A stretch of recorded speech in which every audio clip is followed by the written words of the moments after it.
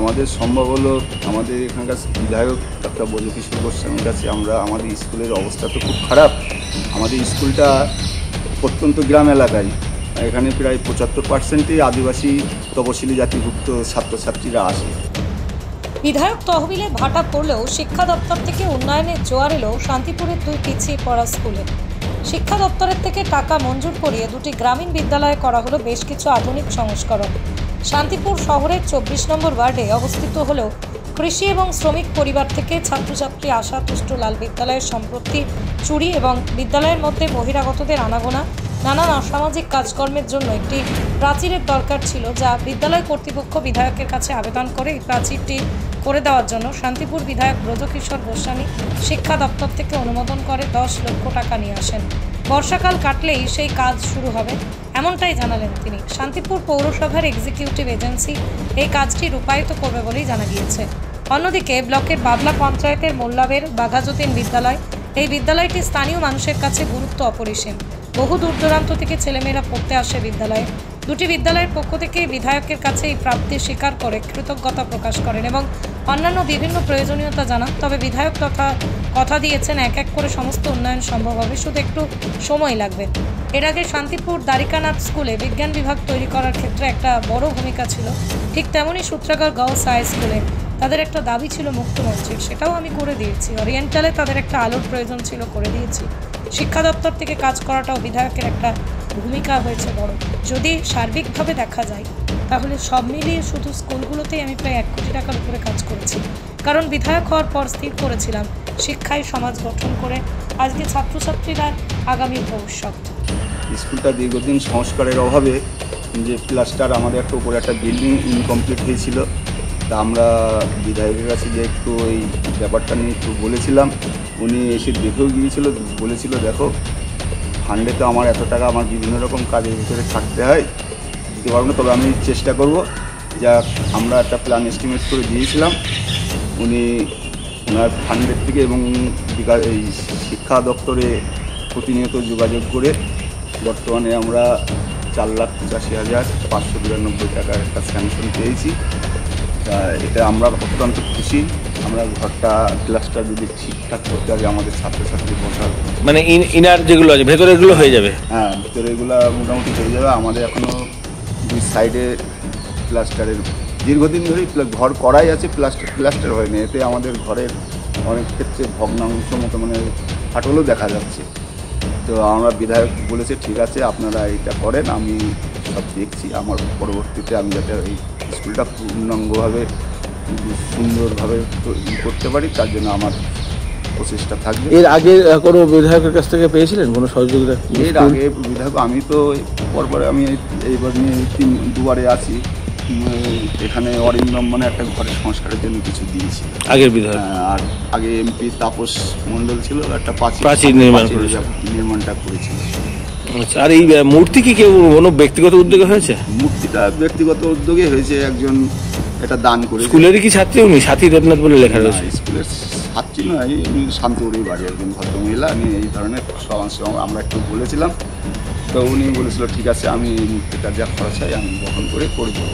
আচ্ছা, তার মানে এখন কিছুটা হলেও খুশি এই কাজটা? হ্যাঁ হ্যাঁ, অনেক খুশি। আর এই কাজটা হওয়াতে তো আমরা প্রচণ্ডভাবে খুশি। পরবর্তীতে যদি আরও আমরা এইগুলো করতে পারি, স্কুলটার পূর্ণাঙ্গ রূপটা ফিরিয়ে আনতে পারি, তাহলে তো আমরা আরও বিধায়কের কাছে আমাদের এটা দাবি থাকবে। বিধায়ক আমাদের কথাও দিয়েছে, পরবর্তীতে প্রয়োজন হলে আমি চেষ্টা করবো স্কুলটা উন্নয়নের। আপনার নাম পরিচয়? আমার নাম অশোক বিশ্বাস, আমি মোল্লাবের বাঘাযতীন বিদ্যাপীঠের পরিচালন সমিতির সভাপতি। পৃথিবীর 3 ভাগ জল 1 ভাগ স্থল, তাই পানীয় জলের অভাব নেই, কিন্তু বিশুদ্ধ পানীয় জল একটাই, বৃষ্টি অ্যাকোয়া। প্রতি ফোঁটায় আনে তৃপ্তি, মেটায় তেষ্টা।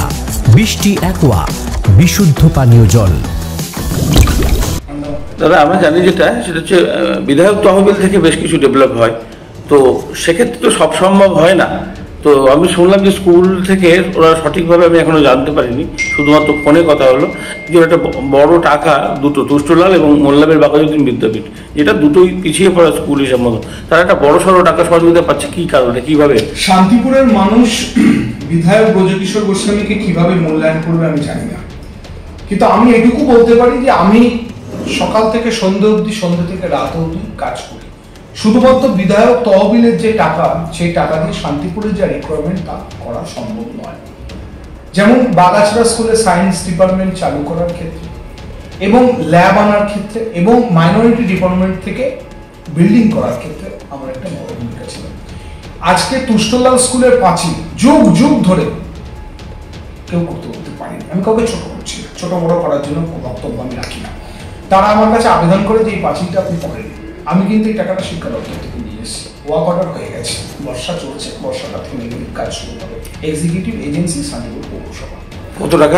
10 লাখ টাকা। কি হবে সেটা? পাঁচিল হবে। ওরা পাঁচিলই চেয়েছিল এই স্কুলটা নিয়ে, এবং আপনারা জানেন তুষ্টলালে একটা দুর্ঘটনাও ঘটে গেছে। তো সেই জন্য ওরা চেয়েছিল, এটা কিন্তু শিক্ষা দপ্তর থেকে হচ্ছে, অর্থাৎ বিধায়কের চেষ্টায় কিন্তু এটা সম্পন্ন হচ্ছে। এক্সিকিউটিভ এজেন্সি শান্তিপুর পৌরসভা, অর্থাৎ কাজটা রূপায়ণ করবে। এরপরে হচ্ছে মোল্লাবের বাঘাজ্যোতি স্কুল। এই স্কুলটার গুরুত্ব অপরিসীম। মোল্লাবের, আড়পাড়া, কন্দখোলা এই অঞ্চলের বহু মানুষ তাদের বাচ্চাদেরকে এই স্কুলে ভর্তি করে। এই স্কুলের দীর্ঘদিনের একটা দাবি ছিল ক্লাসরুমের সংস্কার। সেটার ক্ষেত্রে প্রায় 4.5 লক্ষ টাকা ব্যয় হবে।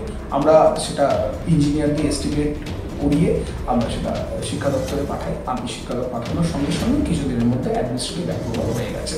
সেই অ্যাডমিনিস্ট্রেটিভ অ্যাপ্রুভালের কাগজ আমি আপনাকে দেখিয়ে দিচ্ছি। অর্থাৎ এর পরের কাজই হচ্ছে টেন্ডার করা।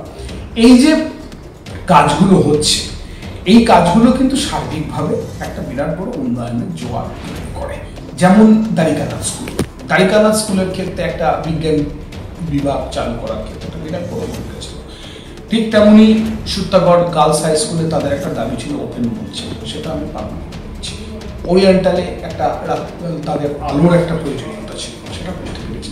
অর্থাৎ শিক্ষা দপ্তর থেকে কাজ করাটাও কিন্তু বিধায়কের একটা ভূমিকা রয়েছে বড়। এমন নয় যে সে শুধু তার ল্যাড দিয়েই কাজ করছে। আপনি রাস্তাঘাটের ক্ষেত্রে দেখবেন শান্তিপুরে বহু রাস্তা হয়েছে, যে রাস্তা শুধুমাত্র জেলা পরিষদ নয়, পশ্চিমবঙ্গ সরকারের বহু দপ্তর থেকে রাস্তা আনার ক্ষেত্রে বিরাট বড় ভূমিকা আমি কিন্তু নিয়েছি। যেমন মানিকনগর চরের যে রাস্তা হচ্ছে ব্যাকওয়ার্ড ক্লাস থেকে, মাইনরিটি ডেভেলপমেন্ট থেকে, আমার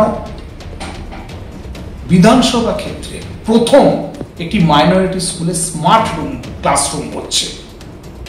মাইনরিটি অঞ্চলের একটি স্কুল, সেটা হচ্ছে মালঞ্চল। সেটার ক্ষেত্রে আমার একটি বড় ভূমিকা ছিল। এখনো কাজ চলছে, যেদিন উদ্বোধন হবে আমি। তো সেক্ষেত্রে এই দপ্তরগুলোর পেছনে অত বিধায়ক, তারা তো প্রত্যেকেই চায়। একটা কথা বলছি, সকাল থেকে সন্ধ্যে থেকে রাত আমি আমার মস্তিষ্কটাকে ঘোরাই। আমি কলকাতায় গিয়ে যখন বিধানসভা অধিবেশন চলে, আজ অব্দি শান্তিপুরের রাস, আমার নিজের বাড়ির রাস, সেই একবারই আমার কিন্তু বিধানসভা মিস হয়েছে। আর আমার কোনোবার বিধানসভা মিস হয়নি।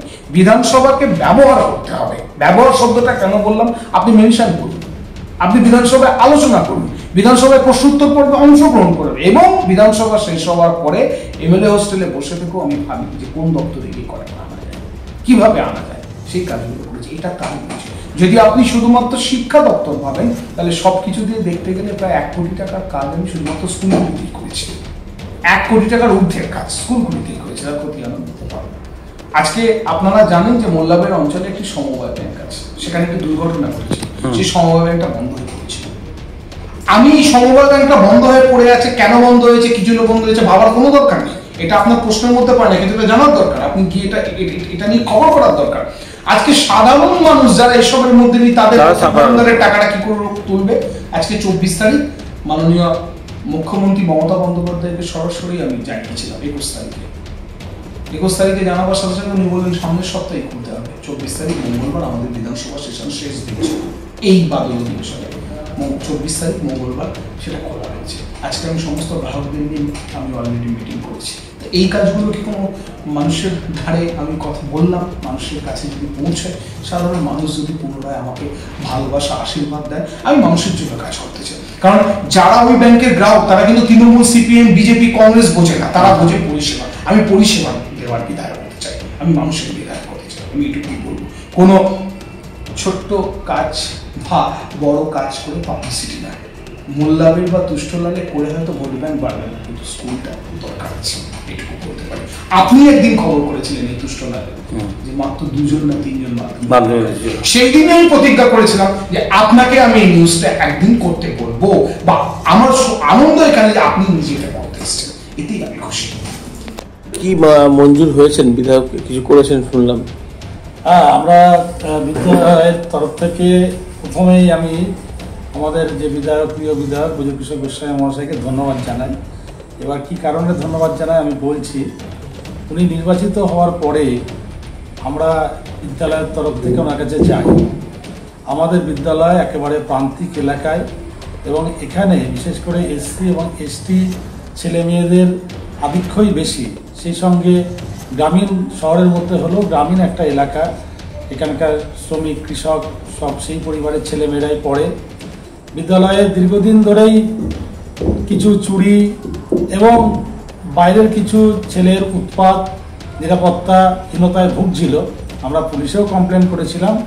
এই সমস্ত সমস্যা নিয়ে আমরা আমাদের বিধায়কের কাছে যাই, আর আমাদের এখানকার যে জনপ্রতিনিধি তাকেও সঙ্গে নিয়ে যাই। তিনি আমাদের প্রথম পর্বেই কথা দিয়েছিলেন যে আপনাদের বিদ্যালয়টা প্রাচীর দিয়ে ঘেরা দরকার এবং এই প্রাচীরের একটা ব্যবস্থা করে দেব। এবং উনি এও কথা দিয়েছিলেন যে হয়তো আমার যে তহবিল আছে সেই তহবিল থেকে সম্ভব নয়, তবে আমি যেভাবে হোক করব। এবং তার কিছুদিন পরে তিনি আমাদের খবর পাঠান, বলেন যে একটা জেলা পরিষদ থেকে ভেটিং করিয়ে নিয়ে আসতে একটা প্রাচীরের কত টাকার মধ্যে করতে পারবেন। আর আমরা ভেটিং করি, ভেটিং করার সঙ্গে সঙ্গে তিনি সেইটা শিক্ষা দপ্তরে পাঠান এবং তার তত্ত্বাবধানে শিক্ষা দপ্তর থেকে কিছুদিনের মধ্যেই 10,55,000 টাকা অ্যাপ্রুভ হয়ে আসে। অ্যাপ্রুভ হয়ে আসার পরে আমরা সেটা পৌরসভার দায়িত্ব পাই, পৌরসভার এক্সিকিউটিভ অফিসারের দায়িত্ব পাই এবং ইতিমধ্যে আমরা জানিয়ে দিই ইতিমধ্যে সেটা টেন্ডার হয়ে গেছে, হয়তো খুব শিগগিরই কাজটা শুরু হবে। আমি আবার এর সঙ্গে এই প্রসঙ্গে আরেকটা কথাও জানিয়ে রাখি, এই প্রাচীর নির্মাণের টাকার পাশাপাশি আমাদের ম্যানেজিং কমিটিরও একটা সমস্যা ছিল। তিনি উদ্যোগ নিয়ে আমাদের পাঠিয়ে আমাদের প্রধান শিক্ষক এবং আমিও ব্যক্তিগতভাবে নিজে গিয়ে স্যারের সঙ্গে যোগাযোগ করে আমাদের ম্যানেজিং কমিটিটাও উনি খুব দ্রুততার সঙ্গে গঠন করে দেন। এর জন্য আমরা বিদ্যালয়ের তরফ থেকে আমাদের বিধায়ককে অনেক অনেক ধন্যবাদ জানাই এবং একই সঙ্গে আরও কিছু আবেদন জানাই যে আমাদের বিদ্যালয় যেহেতু প্রান্তিক অঞ্চলে রয়েছে, আরও কিছু অসুবিধা রয়েছে। আমাদের মিড ডে মিল যে ডাইনিং হল, সেই ডাইনিং হলের একটা প্রয়োজন আমাদের রয়েছে, যদি ডাইনিং হলের একটা ব্যবস্থা করে দেন।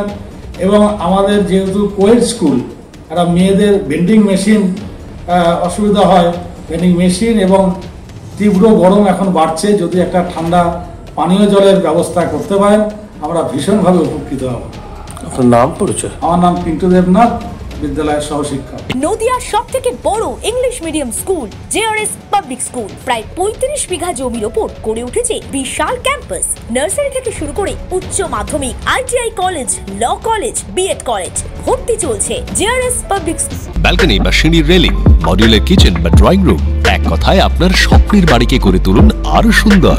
Chakdah ply centre, gorgeous look বা কোয়ালিটি সবেতেই number 1। Chakdah ply centre, Chakdah ply centre, KBM, Chakdah, Nadia. আপনি কোথায় ইনভেস্ট করবেন, কেন করবেন বুঝতে পারছেন না তো?